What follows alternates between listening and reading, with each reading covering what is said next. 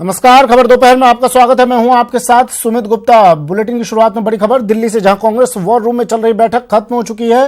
तीनों नेताओं की बैठक हुई खत्म। अशोक गहलोत, सचिन पायलट बैठक से बाहर आ चुके हैं। शाम को अब कांग्रेस सीईसी की बैठक होगी। बैठक में 15 उम्मीदवारों की लिस्ट आ सकती है।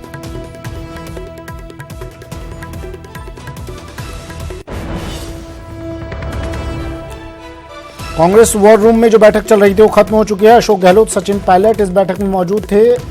दोनों नेता बैठक से बाहर आ चुके हैं और अब शाम को सीईसी की बैठक होगी और इस बैठक के बाद 15 उम्मीदवारों की कांग्रेस की लिस्ट आ सकती है।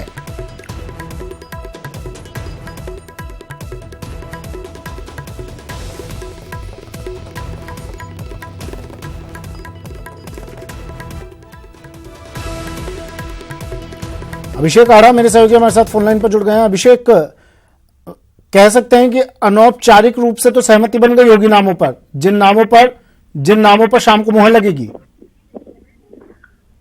देखिए, उम्मीद यही की जा रही है कि अब जो बैठक खत्म हुई है आज, मोटे तौर पर करीब 15 लोगों की लिस्ट करीब आ सकती है आज शाम को जो सीईसी की बैठक होने वाली है उसमें। हालांकि अभी तक इस बारे में पुख्ता तौर पर नहीं कहा जा सकता, लेकिन करीब 3-3.5 घंटे से ज्यादा समय तक अशोक गहलोत, अविनाश पांडे, रघु शर्मा, सचिन पायलट, ये तमाम लोगों ने बैठ के मंत्रणा की है, बातचीत की है और एक सहमति बनाने की कोशिश की है हर सीट पर जो उम्मीदवार उतार रहे हैं उन पर। तो आज शाम तक उम्मीद है कि करीब 15 लोगों की लिस्ट आ सकती है। हालांकि अपर हैंड इस तरीके से कांग्रेस का है कि कांग्रेस, बीजेपी ने अपने पत्ते पहले खोल दिए हैं, तो कांग्रेस को अब एक बार फिर से अपनी रणनीति को ज्यादा धार देने का वक्त मिल गया है।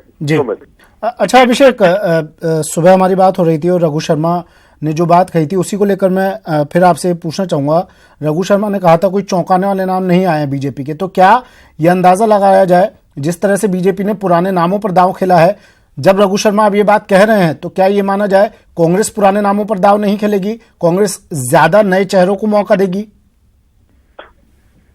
देखिए, कुछ सीटें ऐसी हैं जहां पर लगभग सहमति भी बन गई है और नाम भी लगभग तय से लग रहे हैं। मसलन मानवेंद्र सिंह जो है वो कांग्रेस में इसी शर्त के साथ आए थे कि वो बाड़मेर से सांसद का चुनाव लड़ेंगे। ज्योति मिर्जा के अलावा कोई दूसरा बड़ा नाम अभी तक चल नहीं रहा है नागौर सीट से। उसके अलावा वैभव गहलोत को के लिए 2 सीटें होल्ड पर रखी हुई हैं, जोधपुर या जालोर, इन दोनों में से किसी एक सीट से वैभव गहलोत को उतारा जा सकता है।